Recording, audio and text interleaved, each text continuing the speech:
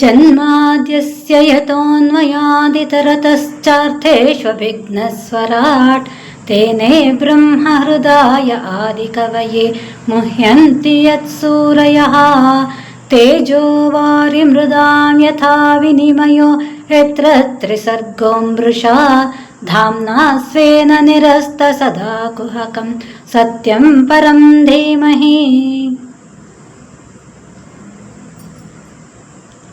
ಆಸ್ತಿಕರಿಗೆ ಭಕ್ತಿಯ ಪರಾಕಾಷ್ಠೆಯನ್ನು ಪರಿಚಯಿಸೋದರಲ್ಲಿ ಪ್ರಸಿದ್ಧವಾಗಿದೆ ಶ್ರೀಮದ್ ಭಾಗವತ. ಇದು ಭಕ್ತಿಯಿಂದ ಮುಕ್ತಿಯ ಕಡೆಗೆ ಸಾಗುವಂತಹ ಸುಲಭೋಪಾಯವನ್ನು ಅತ್ಯಂತ ಸರಳವಾಗಿ ತಿಳಿಸುತ್ತೆ. ಹಾಗೆ ಆತ್ಮತತ್ವದ ಗಹನ ವಿಚಾರಗಳನ್ನೂ ಸಹ ನಾವಿಲ್ಲಿ ಕಾಣಬಹುದು. ಕಪಿಲನಾಗಿ ಅವತರಿಸಿದಂತಹ ಭಗವಂತ ತನ್ನ ತಾಯಿಗೆ ಆತ್ಮಬೋಧವನ್ನು ಬೋಧಿಸಿದಂತಹ ವಿಚಾರ ಶ್ರೀಮದ್ ಭಾಗವತದ 3ನೇ ಸ್ಕಂದದಲ್ಲಿ ಕಂಡುಬರುತ್ತೆ. ಅದರ ಪೂರ್ವ ಹಿನ್ನೆಲೆಯನ್ನು ಒಂಚೂರು ಗಮನಿಸೋಣ. ಸೃಷ್ಟಿಯ ಪೂರ್ವದಲ್ಲಿ ಈ ಜಗತ್ತೆಲ್ಲ ನೀರಲ್ಲಿ ಮುಳುಗೋಗಿತ್ತು. ಆಗ ಶ್ರೀಮನ್ನಾರಾಯಣ ಶೇಷ ತಲ್ಪದಲ್ಲಿ ಯೋಗ ನಿದ್ರಾಸಕ್ತನಾಗಿ ಪೌಡಿಸಿರ್ತಾನೆ. ಆತ್ಮಾನಂದದಲ್ಲಿ ಲೀನವಾಗಿದ್ದ. ಎಲ್ಲ ಶಕ್ತಿಗಳನ್ನು ತನ್ನೊಳಗೆ ಲಯಗೊಳಿಸಿಕೊಂಡಿದ್ರು. ಕಾಲಶಕ್ತಿಯೊಂದನ್ನು ಜಾಗೃತವಾಗಿ ಇರಿಸ್ಕೊಂಡಿದ್ದ. ಹೀಗೆ 1,000 ಚತುರ್ಯುಗಗಳಾದಾಗ ಕಾಲಶಕ್ತಿ ಸೃಷ್ಟಿ ಕ್ರಮದಲ್ಲಿ ತೊಡಗೋದಕ್ಕೆ ಆತನನ್ನು ಪ್ರೇರೇಪಿಸಿತು. ಆಗ ಪರಮಾತ್ಮ ತನ್ನೊಳಗೆ ಲೀನವಾಗಿದ್ದಂತಹ ಅನಂತ ಲೋಕಗಳನ್ನು ಕಾಣ್ತಾನೆ. ಆಗ ಮಹಾವಿಷ್ಣುವಿನ ನಾಭಿಯಿಂದ ಪ್ರಕಟವಾದಂತಹ ಸೂಕ್ಷ್ಮವಾದಂತಹ ಒಂದು ತತ್ವ ಕಮಲದ ಮುಗ್ಗಿನ ರೂಪದಲ್ಲಿ ಮೇಲಿತ್ತು. ಅಪಾರವಾದ ತೇಜಸ್ಸನ್ನು ಅದು ಹೊಂದಿತ್ತು. ಪರಮಾತ್ಮ ಅಂತರ್ಯಾಮಿಯಾಗಿ ತಾನೇ ಆ ಕಮಲವನ್ನು ಪ್ರವೇಶಿಸಿದ. ಆಗ ಸ್ವಯಂಭೂ ಅಂತ ಹೆಸರಾದಂತಹ ಬ್ರಹ್ಮದೇವ ಆ ಕಮಲದ ಮಧ್ಯದಲ್ಲಿ ಪ್ರಕಟಗೊಂಡಾದರೆ ಆತನಿಗೆ ಅಲ್ಲಿ ಏನೂ ಕಾಣ್ತಿಲ್ಲ, ಯಾವ ಲೋಕವೂ ಕಾಣ್ತಿಲ್ಲ, ಏನು ಮಾಡಬೇಕು ಗೊತ್ತಾಗ್ತಿಲ್ಲ. ಹಾಗಾಗಿ ತನ್ನ ಕಣ್ಣುಗಳನ್ನು 4 ದಿಕ್ಕುಗಳಿಗೆ ಹೊರಳಿಸ್ದ. ಕೂಡಲೇ ಆತನಿಗೆ 4 ಮುಖಗಳು, 4 ದಿಕ್ಕಿನಲ್ಲಿ 4 ಮುಖಗಳು ಉಂಟಾದವು. ತಾನು ಯಾರು, ಏನು ಮಾಡಬೇಕು ಅಂತ ತಿಳಿದೆ ಆ ಬ್ರಹ್ಮ 100 ವರ್ಷಗಳ ಕಾಲ ಸಮಾಧಿಸ್ಥನಾಗಿ ತಪಸ್ಸನ್ನು ಆಚರಿಸ್ತಾನೆ. ಪರಮಾತ್ಮನ ದಿವ್ಯ ಸ್ವರೂಪವನ್ನು ಕಂಡು ಅದಕ್ಕೆ ಶರಣಾದ. ಪರಮಾತ್ಮನನ್ನು ನಾನಾ ವಿಧವಾಗಿ ಸ್ತುತಿ ಮಾಡ್ತಾನೆ. ಈ ಜಗತ್ತನ್ನು ಸೃಷ್ಟಿಸೋಕ್ಕೆ ನನಗೆ ಅಗತ್ಯವಾಗಿರುವಂತಹ ಬುದ್ಧಿಯನ್ನು ಅನುಗ್ರಹಿಸು. ನನ್ನ ಚಿತ್ತ ಸದಾ ನಿರ್ಮಲವಾಗಿರಬೇಕು, ಕಶ್ಮಲರಹಿತವಾಗಿರುವಂತೆ ಅನುಗ್ರಹ ತೋರು ಅಂತ ಪ್ರಾರ್ಥನೆ ಮಾಡಿದಾಗ ಪರಮಾತ್ಮ ನಿನಗೆ ನಾನು ಜ್ಞಾನ ನೀಡಿದ್ದೀನಿ, ಅದು ಜಾಗೃತಗೊಳ್ಳುವಂತಾಗಕ್ಕೆ ಪುನಃ ತಪಸ್ಸನ್ನು ಆಚರಿಸು ಅಂತ ಹೇಳಿ ಆತನನ್ನು ಹರಿಸಿ ಅಂತರ್ಧಾನನಾದ. ಸರ್ವವೇದಮಯೇನೇದಮಾತ್ಮಾನಾತ್ಮಾತ್ಮಯೋನಿನ ಪ್ರಜಾ ಸೃಜ ಯಥಾ ಪೂರ್ವಂ ಯಾಶ್ಚಮಯನುಶೇರತೆ. ನಾನು ನಿನಗೆ ಅನುಗ್ರಹಿಸಿರುವಂತಹ ಸರ್ವವೇದಮಯವಾದಂತಹ ಸ್ವರೂಪದಿಂದ ಈಗ ನೀನೇ 3 ಲೋಕಗಳನ್ನು, ನನ್ನಲ್ಲಿ ಲೀನವಾಗಿರುವಂತಹ ಪ್ರಜೆಗಳನ್ನು ಹಿಂದಿನ ಕಲ್ಪದಲ್ಲಿದ್ದಂತೆಯೇ ಪುನಃ ಸೃಷ್ಟಿಸು ಅಂತ ನುಡಿತಾನೆ ಭಗವಂತ. ಅಂದರೆ ಇದು ಪ್ರತಿ ಯುಗದಲ್ಲೂ ಸಹ, ಪ್ರತಿ ಕಲ್ಪದಲ್ಲೂ ಸಹ ಪುನರಾವರ್ತನೆ ಆಗ್ತಾನೆ ಇರುತ್ತೆ. ಬ್ರಹ್ಮ ತನ್ನಿಚ್ಛೆಯಂತೆ ಏನನ್ನೂ ಹೊಸದಾಗಿ ಸೃಷ್ಟಿ ಮಾಡೋಕ್ಕಾಗಲ್ಲ. ಪರಮಾತ್ಮನಲ್ಲಿ ಲೀನವಾಗಿರುವಂತಹ ತತ್ವವನ್ನು ಪುನಃ ಲೋಕದಲ್ಲಿ ಪ್ರಕಟಪಡಿಸ್ತಾನೆ. ಈ ಕಾರ್ಯಕ್ಕಾಗಿ ಪರಮಾತ್ಮನ ಅನುಗ್ರಹ ಆತನಿಗೆ ಅತ್ಯವಶ್ಯಕ. ಭಗವಂತನ ಅನುಗ್ರಹ ಇಲ್ಲದೆ ಆತನೂ ಏನೂ ಮಾಡೋಕ್ಕಾಗಲ್ಲ.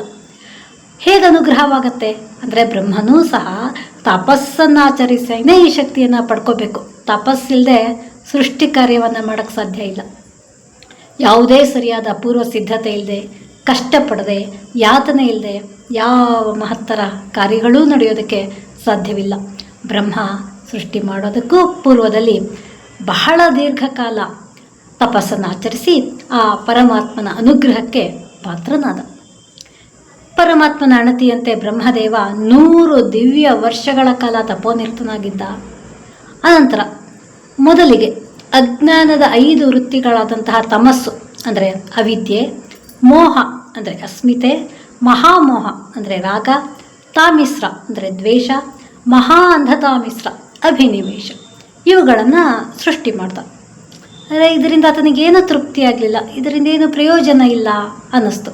ಆಗ ತನ್ನ ಮನಸ್ಸನ್ನು ಪುನಃ ಪರಮಾತ್ಮನ ಧ್ಯಾನದಿಂದ ಪವಿತ್ರ ಮಾಡಿಕೊಂಡು ಸನಕ, ಸನಂದನ, ಸನಾತನ, ಸನತ್ ಕುಮಾರರನ್ನು ಸೃಷ್ಟಿಸಿ ಅವ್ರಿಗೆ ಹೇಳ್ದ, ನೀವು ಸೃಷ್ಟಿ ಕಾರ್ಯವನ್ನು ಮುಂದುವರಿಸಿ ಅಂತ. ಆದರೆ ನಿವೃತ್ತ ಮಾರ್ಗನಿಷ್ಠರಾದಂತಹ ಪರಮ ಭಕ್ತರಾದಂತಹ ಅವರು ಸೃಷ್ಟಿ ಮಾಡೋದಕ್ಕೆ ಬಯಸಲಿಲ್ಲ, ಒಪ್ಕೊಳ್ಳಿಲ್ಲ ಬ್ರಹ್ಮನ ಮಾತನ್ನು.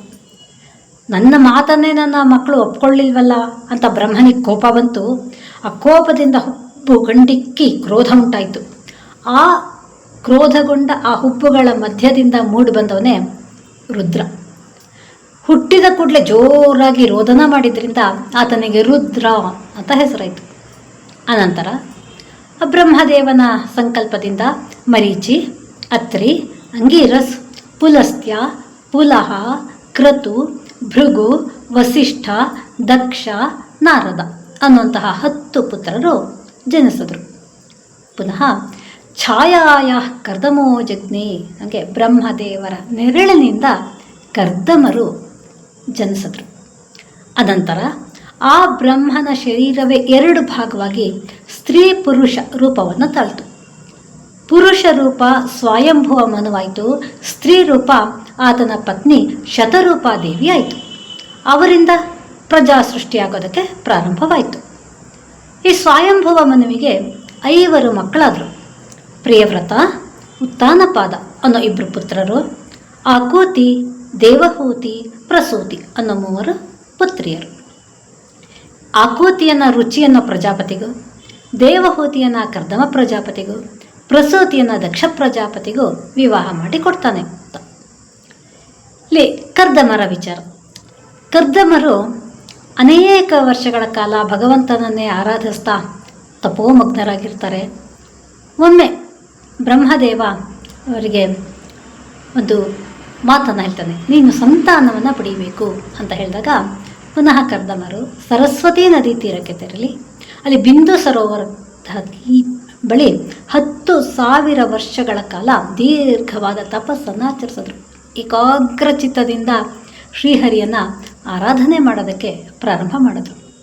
ಈ ಬಿಂದು ಸರೋವರ ಅನ್ನೋ ಹೆಸರು ಯಾಕೆ ಬಂತು ಅಂದರೆ, ಯಸ್ಮಿನ್ ಭಗವತೋ ನೇತ್ರ ನ್ಯಪದಂ ಅಶ್ರುಬಿಂದವಃ ಕೃಪಯಾ ಸಂಪರೀತಸ್ಯ ಪ್ರಸನ್ನೇರ್ಪಿತಯ ಭೃಶಂ. ಶರಣಾಗತರಾಗಿದ್ದಂತಹ ಭಕ್ತ ಶ್ರೇಷ್ಠರಾದ ಕರ್ದಮರ ವಿಷಯದಲ್ಲಿ ಪರಮ ಕರುಣೆ ತುಂಬಿದಂತಹ ಭಗವಂತನ ಕಣ್ಣುಗಳಿಂದ ಕಣ್ಣೀರಿನ ಬಿಂದುಗಳು ಅಲ್ಲಿ ಸುರಿದಿದ್ದ ಕಾರಣ ಆ ಸರೋವರಕ್ಕೆ ಬಿಂದು ಸರೋವರ ಅನ್ನೋ ಹೆಸರಾಯಿತು. ದೀರ್ಘಕಾಲದ ನಿಶ್ಚಲ ತಪಸ್ಸಿಗೆ ಮೆಚ್ಚಿದಂತಹ ಶ್ರೀಹರಿ ಈತನ ಎದುರಿಗೆ ಪ್ರತ್ಯಕ್ಷನಾದಾಗ ಕರ್ದಮರು ನಾನಾ ವಿಧವಾಗಿ ಭಗವಂತನ ಸ್ತುತಿಯನ್ನು ಮಾಡ್ತಾರೆ. ಆಗ ಈ ಸ್ತುತಿಗೆ ಮೆಚ್ಚಿದ ಭಗವಂತ ಕರ್ದಮರನ್ನ ಕುರಿತು ಹೇಳ್ತಾರೆ, ನಿನ್ನ ಮನೋಭಿಲಾಷೆಗಳೇನಿದೆಯೋ ಎಲ್ಲವೂ ಸಹ ಈಡೇರುತ್ತೆ. ಸ್ವಯಂಭುವ ಮನು ತನ್ನ ಪತ್ನಿ ಶತರೂಪಾದೇವಿಯ ಜೊತೆಗೆ ನಾಡದ್ದು ಇಲ್ಲಿಗೆ ಬರ್ತಾನೆ. ಆತನ ಪುತ್ರಿಗೆ ನೀನೇ ಯೋಗ್ಯನಾದವರ, ಆಕೆಯಿಂದ ನೀನು 9 ಪುತ್ರಿಯರನ್ನು ಪಡೀತೀಯ. ಚಿತ್ತ ಶುದ್ಧಿಯನ್ನು ಹೊಂದಿರುವಂತಹ ನೀನು ಅಂತ್ಯದಲ್ಲಿ ನನ್ನನ್ನೇ ಸೇರ್ತೀಯ. ಅಷ್ಟೇ ಅಲ್ಲದೆ ಸಹಾಹಂ ಸ್ವಾಂಶಕಲೆಯ ತ್ವದ್ವೀರ್ಯೇಣ ಮಹಾಮುನೆ ತವ ಕ್ಷೇತ್ರೇ ದೇವಹೂತ್ಯಾಂ ಪ್ರಣೇಶೇ ತತ್ವಸಂಹಿತಾಂ. ಮಹಾಮುನಿಯೇ, ನಾನೇ ನನ್ನ ಅಂಶಕಲೆಯಿಂದ ನಿನ್ನ ವೀರ್ಯದ ಮೂಲಕ ನಿನ್ನ ಪತ್ನಿಯಾದಂತಹ ದೇವಹೂತಿಯ ಗರ್ಭದಲ್ಲಿ ಅವತರಿಸಿ ಸಾಂಖ್ಯಶಾಸ್ತ್ರದ ಪ್ರವರ್ತಕನಾಗ್ತೀನಿ ಅಂತನೂ ಸಹ ಅನುಗ್ರಹವನ್ನು ಮಾಡ್ತಾನೆ ಪರಮಾತ್ಮ. ಆತನ ಮಾತಿನಂತೆ ಸ್ವಯಂಭುವ ಮನು ತನ್ನ ಪತ್ನಿ ಹಾಗೂ ಪುತ್ರಿಯ ಜೊತೆಗೆ ಆ ಪ್ರದೇಶಕ್ಕೆ ಆಗಮಿಸ್ತಾನೆ. ಮುನಿಯ ಆತಿಥ್ಯವನ್ನು ಸ್ವೀಕರಿಸಿ ತನ್ನ ಆಗಮನದ ಕಾರಣವನ್ನು ತಿಳಿಸಿ ತನ್ನ ಪುತ್ರಿಯನ್ನು ಪರಿಗ್ರಹಿಸಬೇಕು ಅಂತ ವಿನಂತಿ ಮಾಡ್ಕೋತಾನೆ. ಕರ್ದಮರು ಇದಕ್ಕೆ ಸಮ್ಮತಿಸ್ತಾರೆ. ಅದರ ಜೊತೆಗೆ ನನ್ನದೂ ಒಂದು ಇದಕ್ಕೆ ನಿಬಂಧನೆ ಇದೆ ಅಂತ ಹೇಳ್ತಾರೆ. ಏನದು ಅಂದರೆ, ಅಥೋ ಭಜಿಷ್ಯ ಸಮಯೇನ ಸಾಧ್ವಿಂ ಯಾವತ್ತೇಜೋ ವಿಭ್ರೂಯಾದಾತ್ಮನೋಮಿ ಅಥೋ ಧರ್ಮಾನ್ ಪಾರಮಹಂಸಿ ಮುಖ್ಯಾನ್ ಶುಕ್ಲ ಪ್ರೋಕ್ತಾನ್ ಬಹುರ್ಮನ್ಯೇ ವಿಹಿಂಸ್ರಾನ್. ಈಕೆಯಲ್ಲಿ ಸಂತಾನೋತ್ಪತ್ತಿ ಆಗೋವರೆಗೂ ನಾನು ಗೃಹಸ್ಥ ಧರ್ಮಕ್ಕನುಗುಣವಾಗಿ ಈಕೆಯ ಜೊತೆಯಲ್ಲಿರ್ತೀನಿ. ಅನಂತರ ಆ ಭಗವಂತ ಹೇಳಿರುವಂತಹ ಸನ್ಯಾಸ ಪ್ರಧಾನವಾದ ಹಿಂಸಾರಹಿತವಾದಂತಹ ಶಮದಮಾದಿ ಧರ್ಮಗಳಿಗೆ ನಾನು ಪ್ರಾಶಸ್ತ್ಯ ನೀಡ್ತೀನಿ, ಅಂದರೆ ಅನಂತರ ನಾನು ಸನ್ಯಾಸತ್ವವನ್ನು ಸ್ವೀಕರಿಸ್ತೀನಿ ಅಂತ. ಮನು ಈತನ ಒಂದು ಮಹತ್ವ ಅರಿವಾಗಿತ್ತು ಕರ್ದಮರದು. ಅದರಿಂದ ಸಂತೋಷದಿಂದ ತನ್ನ ಪುತ್ರಿಯನ್ನು ಕರ್ದಮರಿಗೆ ವಿವಾಹ ಮಾಡಿಕೊಡ್ತಾನೆ. ದೇವಹೂತಿಯು ಸಹ ಅತ್ಯಂತ ಪ್ರೀತಿಯಿಂದ ಪತಿ ಸೇವೆಯಲ್ಲಿ ತೊಡಗ್ತಾಳೆ. ಅತ್ಯಂತ ಪರಿಶುದ್ಧ ಮನಸ್ಸಿನಿಂದ ಸದಾಚಾರದಿಂದ ಅನೇಕ ವ್ರತಾದಿಗಳನ್ನು ಆಚರಿಸ್ತಾ ಕೃಶಳಾಗಿ ಹೋಗ್ತಾಳೆ. ಆದರೂ ಅದನ್ನು ಲೆಕ್ಕಿಸೋದಿಲ್ಲ. ಕೇವಲ ಪತಿನಿಷ್ಠೆಯನ್ನು ಹೊಂದಿದಂತಹ ಆಕೆ ಪತಿ ಸೇವೆಯಲ್ಲಿ ಸದಾ ಕಾಲ ತನ್ಮೇಳಾಗಿರ್ತಾಳೆ. ತಾನು ರಾಜಪುತ್ರಿಯಾಗಿದ್ದರೂ ಈಗ ಪತಿವ್ರತ ಧರ್ಮವನ್ನು ಅನುಸರಿಸ್ತಾ ಅರಣ್ಯದಲ್ಲಿ ತಾಪಸಯೋಗ್ಯ ಜೀವನವನ್ನು ನಡೆಸೋದಕ್ಕೆ ಪ್ರಾರಂಭ ಮಾಡ್ತಾಳೆ. ಹೀಗೆ ಸುಮಾರು ಕಾಲ ಕಳೆಯುತ್ತೆ. ಈಕೆಯ ನಿರ್ಮಲ ಮನಸ್ಸಿನ ಸೇವೆಯಿಂದ ಕರ್ದಮರಿಗೆ ಸಂತುಷ್ಟಿಯಾಗತ್ತೆ. ಆಗ ಅವ್ರು ಹೇಳ್ತಾರೆ, ನಾನು ಗಳಿಸಿರುವಂತಹ ಸಿದ್ಧಿಗಳೆಲ್ಲದರ ಮೇಲೂ ನಿನ್ನ ನಿಷ್ಕಲ್ಮಶ ಸೇವೆಯಿಂದ ನೀನು ಅಧಿಕಾರವನ್ನು ಗಳಿಸ್ಬಿಟ್ಟಿದೀಯ. ಆ ದಿವ್ಯ ಭೋಗಗಳೆಲ್ಲವನ್ನು ನೀನೀಗ ಅನುಭವಿಸಬಹುದು ಅಂತ ಹೇಳ್ತಾರೆ. ದೇವಹೂತಿ ತನ್ನ ಒಂದು ಮನಸ್ಸಿನ ಆಸೆಯನ್ನು ಹೇಳ್ಕೊತಾಳೆ. ಪತಿಯಿಂದ ಸಂತಾನವನ್ನು ಬಯಸ್ತಾಳಕ್ಕೆ.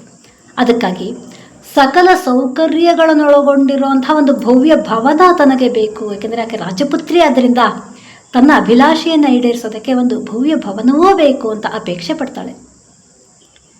ಪತ್ನಿಯ ಅಪೇಕ್ಷೆಯನ್ನು ಈಡೇರಿಸೋದಕ್ಕಾಗಿ ಕರ್ದಮರು ಕೂಡಲೇ ತಮ್ಮ ಯೋಗ ಸಿದ್ಧಿಯಿಂದ ಎಲ್ಲ ಕಡೆಗೂ ಸಂಚರಿಸಬಲ್ಲಂತಹ ಒಂದು ದಿವ್ಯ ವಿಮಾನವನ್ನು ಸೃಷ್ಟಿ ಮಾಡ್ತಾರೆ. ಅದು ಸಮಸ್ತ ಇಷ್ಟಾರ್ಥ ಭೋಗಗಳನ್ನೂ ಸಹ ನೀಡ್ತಾ ಇತ್ತು. ಸಕಲ ಸಂಪತ್ತುಗಳೂ ಅದರಲ್ಲಿತ್ತು. ಭವ್ಯ ಭವನದಂತೆ ಅತ್ಯಂತ ಮನೋಹರವಾಗಿತ್ತದು.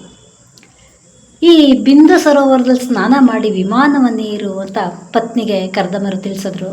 ಅದರಂತೆ ದೇವಹೂತಿ ಆ ಸರೋವರದಲ್ಲಿ ಮುಳುಗಿದ ತಕ್ಷಣ ಸಾವಿರಾರು ಸುಂದರ ದೇವ ಕನ್ಯೆಯರು ಆಕೆ ಸೇವೆಗೆ ಸಿದ್ಧರಾಗಿದ್ದರು.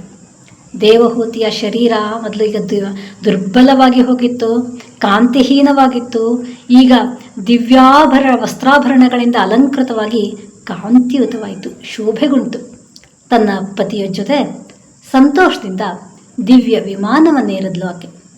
ಆ ದಂಪತಿಗಳು ಭೂಮಂಡಲವನ್ನೆಲ್ಲ ಆನಂದದಿಂದ ವಿಹರಿಸಿ ಬಂದರು. ಕಾಲಕ್ರಮೇಣ ದೇವಹೂತಿ 9 ಹೆಣ್ಣು ಮಕ್ಕಳಿಗೆ ಜನ್ಮ ನೀಡಿದ್ಲು. ಕರ್ದಮರು ತಾವು ಮೊದಲೇ ಹೇಳಿದಂತೆ ಅವರ ಒಂದು ಮನಸ್ಥಿತಿ ದೇವಹೂತಿಗೂ ಅರಿವಾಗಿದೆ. ತನ್ನ ಪತ್ನಿ ಈಗ ಸನ್ಯಾಸವನ್ನು ಸ್ವೀಕರಿಸೋಕ್ಕೆ ಬಯಸ್ತಾ ಇದ್ದಾರೆ ಅಂತ ತಿಳ್ಕೊಂಡ ದೇವಹೂತಿ ದುಃಖ ಆಯ್ತಕ್ಕೆಗೆ ಪತಿಯ ಬಳಿ ಹೇಳಕ್ಕೆ ಪ್ರಾರಂಭಿಸಿದ್ಲು. ನಮ್ಮ ಮಕ್ಕಳಿಗೆ ನಾವು ಯೋಗ್ಯರಾದ ಪತಿಗಳನ್ನು ಹುಡುಕಬೇಕಾಗಿದೆ ಅಲ್ವಾ? ಅಲ್ಲದೆ ನೀವು ಈಗ ಅರಣ್ಯಕ್ಕೆ ಹೊರಟೋಗ್ಬಿಟ್ರೆ ನನ್ನ ಶೋಕ ನಿವಾರಣೆ ಯಾರಾದರೂ ನನ್ನ ಜೊತೆಗೆ ಬೇಡವಾ? ನಾನು ಒಬ್ಬಂಟಿ ಆಗಿಬಿಡ್ತೀನಲ್ಲ. ಇಲ್ಲಿವರೆಗೂ ನಾನು ಪರಮಾತ್ಮನ ಕುರಿತು ಚಿಂತಿಸಲೇ ಇಲ್ಲ. ಕೇವಲ ಇಂದ್ರಿಯ ವಿಷಯಗಳಲ್ಲೇ ಆಸಕ್ತಳಾಗಿದ್ದೆ. ಏನು ಬೇಕಾದರೂ ದೊರಕಿಸ್ಕೊಡುವಂತಹ ಸಾಮರ್ಥ್ಯ ಇರೋ ಪತಿ, ಮುಕ್ತಿಯನ್ನೇ ನೀಡುವಂತಹ ನಿಮ್ಮನ್ನು ಪಡೆದಿದ್ರು. ನಾನು ಅಜ್ಞಾನದಿಂದ ಕೂಡಿ ಕೇವಲ ಸಂತಾನವನ್ನು ಕೇಳ್ಕೊಂಡ್ಬಿಟ್ನಲ್ಲ. ಆ ಭಗವಂತನ ಮಾಯೆಗೆ ಸಿಕ್ಕಾಕೊಂಡು ನನ್ನ ಜನ್ಮವನ್ನೇ ನಾನು ವ್ಯರ್ಥಗೊಳಿಸ್ಕೊಂಡ್ಬಿಟ್ಟೆ ಅಂತ ದುಃಖ ಪಡ್ತಾಳೆ, ವಿಲಪಿಸ್ತಾಳೆ. ನಮ್ಮ ಜೀವನನೂ ಹೀಗೇನೆ.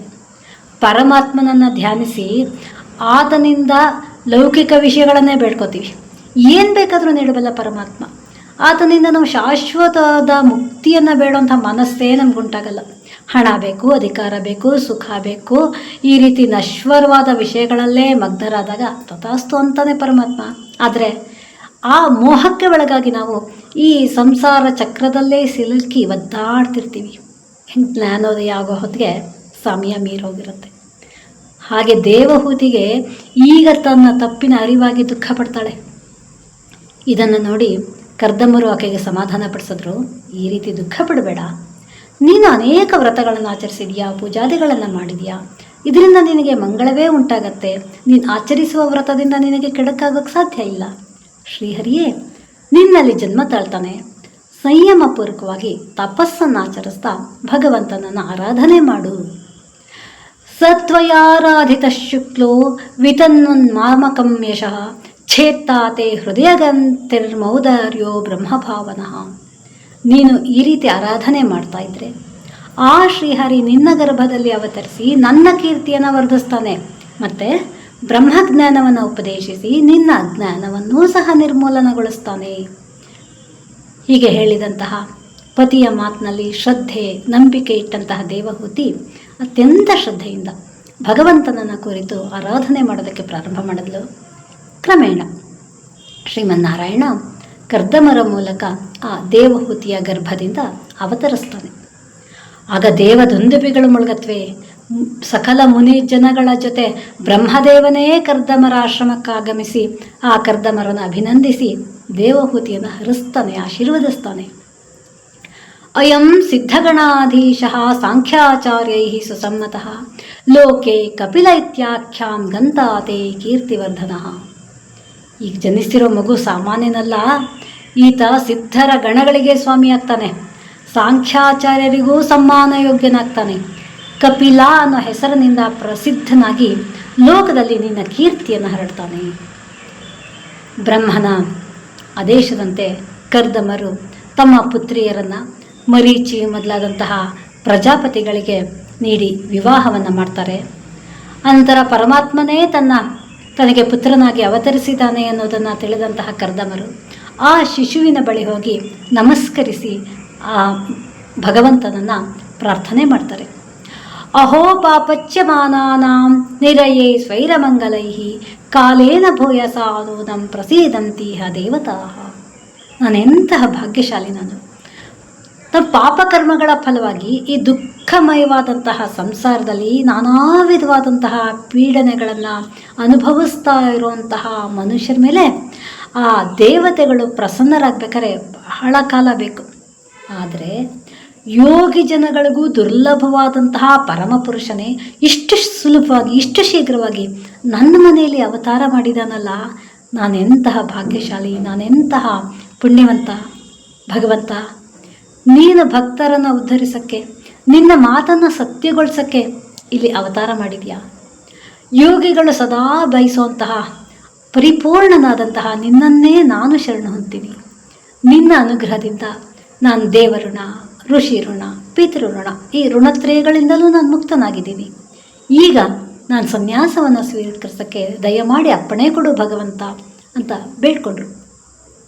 ಆಗ ಶಿಶು ರೂಪದಲ್ಲಿದ್ದಂತಹ ಭಗವಂತ ನುಡಿತಾನೆ, ಹೇ ಮುನಿ, ನಿನಗೆ ಮಾತು ಕೊಟ್ಟಂತೆ ನಿನ್ನ ಮನೆಯಲ್ಲೇ ನಾನು ಅವತಾರ ಮಾಡಿದ್ದೀನಿ.